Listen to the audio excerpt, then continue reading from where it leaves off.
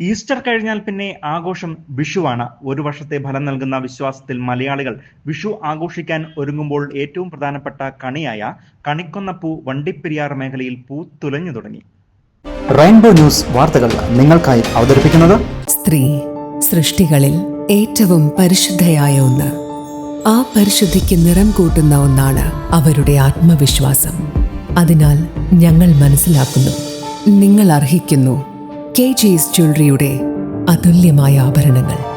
KG's jewellery, Kottayam കട, since 1950.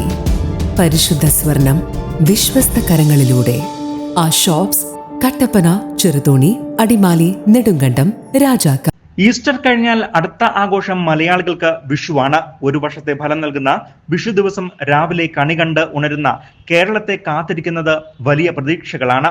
Sreekrishna ഭഗവാന്റെ ഓടക്കുഴൽ വിളിയും ഒപ്പം നാണ്യവിളകളും പച്ചക്കറിയും വെള്ളരിക്കയും കൂടാതെ കൈതച്ചക്കയും നാടൻ ചക്കയും അപ്പം, അവൽ, മലർ, ചില്ലറ നാണയങ്ങളും നോട്ടുകെട്ടുകളും സ്വർണ്ണാഭരണങ്ങളും നിറച്ച കണി ഒരുക്കുകയും ചെയ്യുന്നു. ഇതേസമയം ഇവയൊക്കെ അലങ്കരിക്കുന്നതിന് വേണ്ടി ഉപയോഗിക്കുന്നതും കണിക്കൊന്നയാണ്. മഞ്ഞ നിറത്തിലുള്ള പൂക്കൾ ആയതുകൊണ്ട് തന്നെ കണ്ണിനും മനസ്സിനും കുളിർമയും കൂടുതൽ പ്രതീക്ഷയും ജീവിതത്തിൽ അടുത്ത ഒരു വർഷത്തിലേക്ക് നൽകും എന്ന വിശ്വാസമാണ് ഇതിലൂടെ ലഭിക്കുന്നത്. അതുകൊണ്ട് തന്നെ കണിക്കൊന്ന ഏറ്റവും പ്രധാനപ്പെട്ട വിഷുക്കണി തന്നെയാണ്. വണ്ടിപ്പെരിയാറിന്റെ വിവിധ മേഖലകളിൽ ഇത്തവണ നേരത്തെ തന്നെ വിഷുക്കണിക്കൊന്ന പൂത്ത് ഉലഞ്ഞു നിൽക്കുന്ന കാഴ്ചയാണ് കാണാൻ കഴിയുന്നത്. പൂക്കൾ പൊഴിഞ്ഞ് താഴെ വീണുകിടക്കുന്നത് മഞ്ഞ പരവതാനി വിരിച്ച പോലെയാണ്.